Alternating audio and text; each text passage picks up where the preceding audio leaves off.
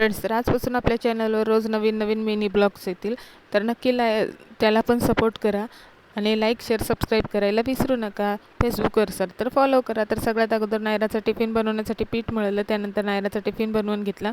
भाजी नंतर बनवली, अगोदर चपाती बनवली कारण शेवची भाजी नंतर नरम होते म्हणून.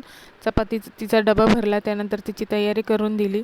त्यानंतर मग ती शाळेत गेल्यानंतर तिने जो केलेला पसारा असतो, तिचा मेकअप बॉक्स वगैरे सगळं ते आवरून सावरून घेतलं. नंतर मशीन लावली आणि जे चादरी वगैरे होत्या त्या सगळ्या घड्या वगैरे घालून घेतल्या. तर त्याच्यानंतर मग राहिलेल्यांच्या पोटाचा विचार करून बाकीच्यांचं मग जेवण आवरून घेतलं. भाजी केली होती हुलग्याची उसळ आणि चपात्या केल्या. त्यानंतर मग माझा तर आज उपवास होता कारण सोमवार होता, म्हणून मला तर जेवायचं नव्हतं. मग संध्याकाळी मस्त असं महादेवांचं दर्शन करून आले. उद्या जायला भेटेल की नाही, कारण उद्या माझा वाढदिवस आहे, त्यामुळे मग उद्या जायला जर भेटलं तर नक्की जाईल. तोपर्यंत भेटूया नेक्स्ट ब्लॉगमध्ये. ओम नमः शिवाय.